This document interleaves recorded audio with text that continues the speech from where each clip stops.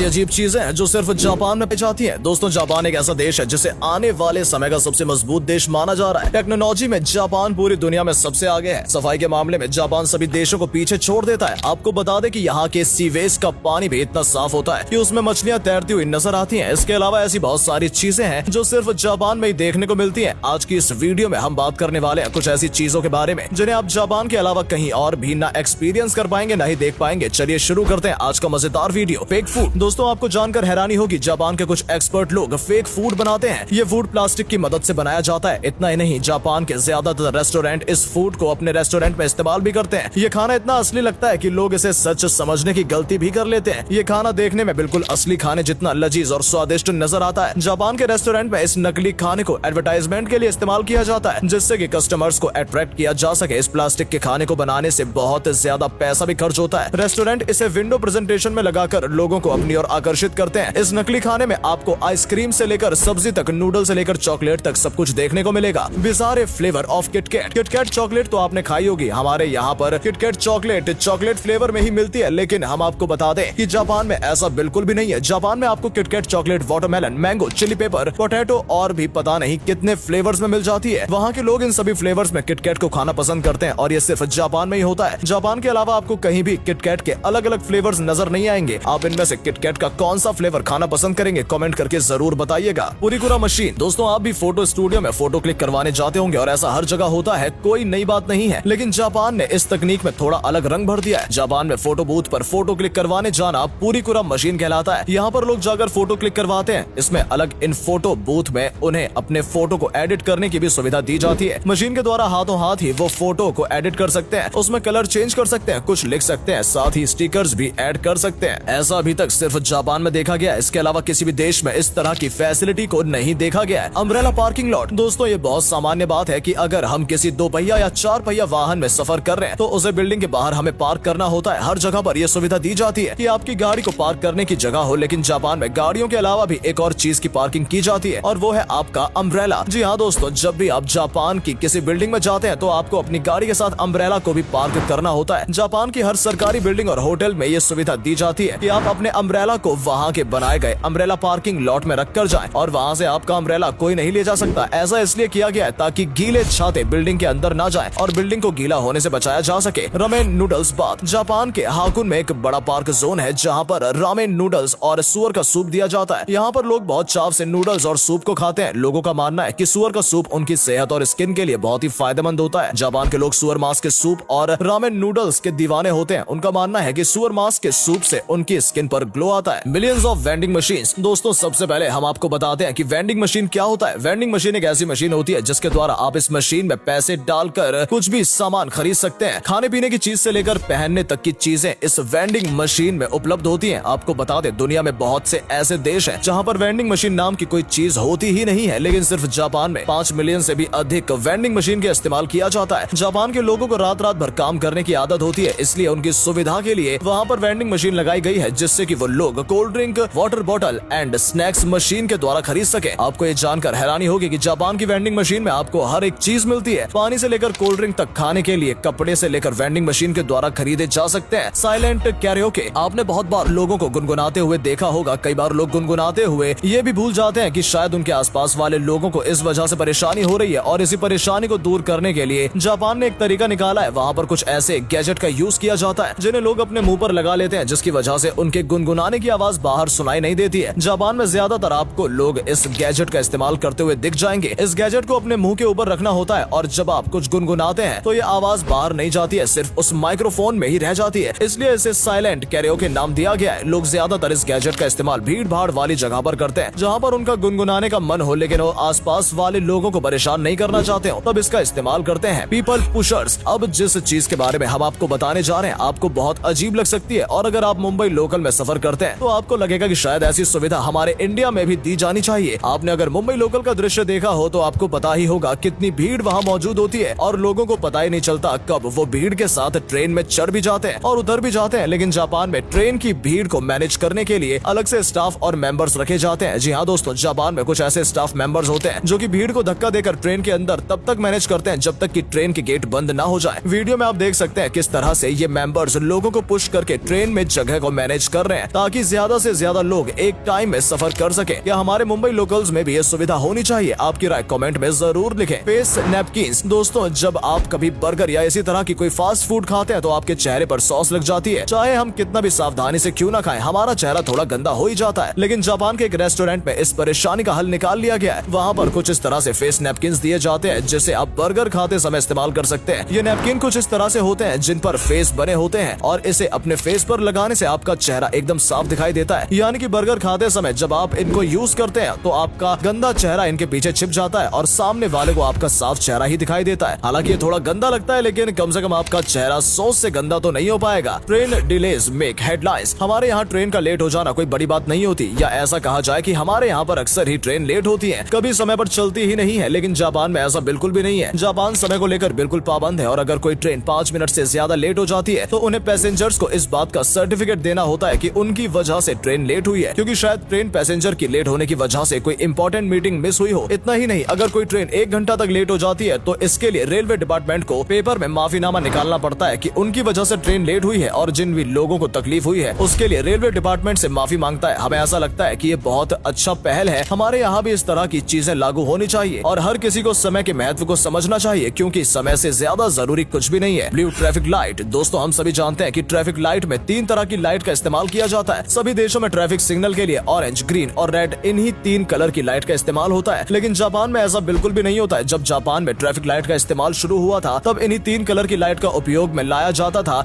लेकिन जब उन्हें ग्रीन कलर की लाइट का सच पता चला तो उन्होंने इसे बदलकर ब्लू कर दिया। असल में इतिहास उठाकर देखा जाए तो वहाँ पर ग्रीन और ब्लू को एक ही कलर ब्लू से जाना जाता है, और जब जापान के लोगों को ये पता चला तो उन्होंने ग्रीन को बदलकर ब्लू कर दिया और अब वहाँ पर ब्लू, ऑरेंज और रेड, इन 3 कलर की लाइट इस्तेमाल ट्रैफिक सिग्नल के लिए की जाती है। अजीब है लेकिन सच है। Polite slurping. वैसे तो दोस्तों ज्यादातर देशों में झुकना अच्छा नहीं माना जाता। हालांकि हमारा इंडिया सभी देशों से अलग है और हमारे यहाँ बड़ों के सामने झुकना संस्कार माना जाता है। लेकिन जापान में अगर आप किसी रेस्टोरेंट में खाना खाने गए हैं और नूडल्स खाते वक्त आप झुके नहीं तो उस रेस्टोरेंट में ये समझा जाएगा कि आपको खाना पसंद नहीं आया। जी हाँ दोस्तों, जापान में झुकने का मतलब होता है कि आपको उनका खाना अच्छा लगा है। अगर आपने खाते वक्त इस गेस्चर का इस्तेमाल नहीं किया, यानी कि आपको खाना अच्छा नहीं लगा। इसलिए अगर आप कभी जापान जाए और किसी रेस्टोरेंट के नूडल आपको अच्छे लगे तो झुककर नूडल की तारीफ जरूर कीजिएगा।